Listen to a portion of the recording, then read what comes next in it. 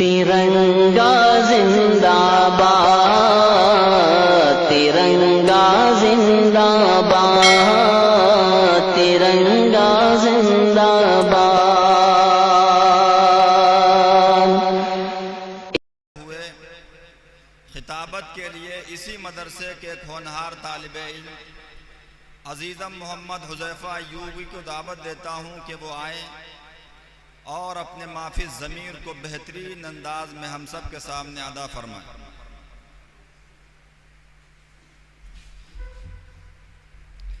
السلام علیکم ورحمۃ اللہ وبرکاتہ۔ حامدا ومصلیا ومسلما اما بعد۔ آزادی کا یہ جشن بھلا کیسے منائیں، آزادی کا یہ جشن بھلا کیسے منائیں، بنجر ہے زمیں اس پہ شجر کیسے لگائیں، وہ دیش جہاں ویر سپوتوں کے ہیں مدفن، وہ دیش جہاں ویر سپوتوں کے ہیں مدفن، اب چور لٹیروں کے وہاں ہو گئے مسکن، قانون کے رکھوالے ہیں قانون کے دشمن، مطلب کے لیے اپنے ہی قانون بنائیں، آزادی کا ہم جشن بھلا کیسے منائیں۔ اسٹیج پر رونق افروز معزز و مکرم و مشفق اساتذہ کرام اور عزیز ساتھیوں، آج کا دن ہمارے لیے بلکہ ہم سب کے لیے بے انتہائی اہمیت کا حامل ہے، کیونکہ آج ہی کے دن ہمارا ملک ہندوستان 15 اگست 1947 کو انگریزوں کے پنجے اقتدار سے آزاد ہوا تھا۔ آج ہی کے دن ہم ہندوستانیوں نے آزاد ہندوستان کی فضاؤں میں سانس لی تھی۔ آج ہی کے دن ہمارے آباء و اجداد نے طوق غلامی کو اتار پھینکا تھا۔ اسی جشن یوم آزادی کے دن، آج ہی کے دن ہمارے اکابرین نے ہندوستان کی آزاد فضاؤں میں سانس لی تھی۔ تو میں اس موقع پر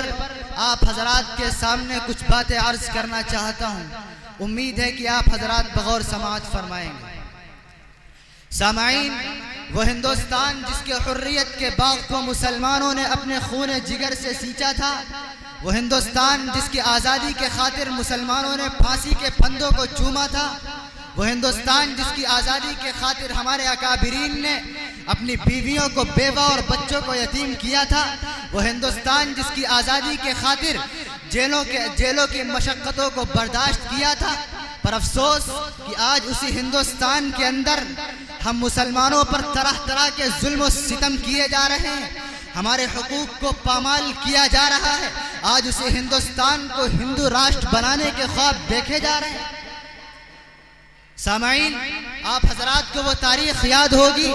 کہ جب ہندوستان پر انگریزوں کا ناپاک سایہ پڑا اور انہوں نے اسلامی قلعے کو مسمار کر کے تثلیثی عقیدے کی بنیاد رکھنا چاہی، تو سب سے پہلے شاہ عبدالعزیز علیہ الرحمہ میدان جہاد میں بے جھجک کود پڑے اور افضل الجہاد کلمۃ حق عند سلطان جائر کے جذبہ بے قرار سے سرشار ہو کر ہندوستان کے دارالحرب ہونے کا فتویٰ دیا اور خود انگریزوں کے خلاف برسر پیکار رہے۔ سامعین، آپ حضرات کو ٹیپو سلطان کی شخصیت بھی یاد ہوگی، وہ ٹیپو سلطان جس نے یہ کہا تھا کہ گیدڑ کی 100 سالہ زندگی سے شیر کی 1 دن کی زندگی بہتر ہے، اور ہندوستانیوں کی رگ مردہ کے اندر آزادی کی لہر دوڑا دی، اور خود انگریزوں کے خلاف برسر پیکار رہے،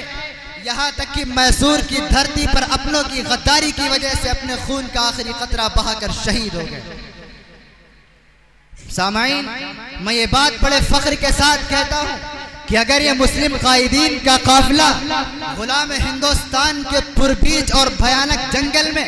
آزادی کی شاہراہ بنانے کی غرض سے سرگرم سفر طے نہ کرتا،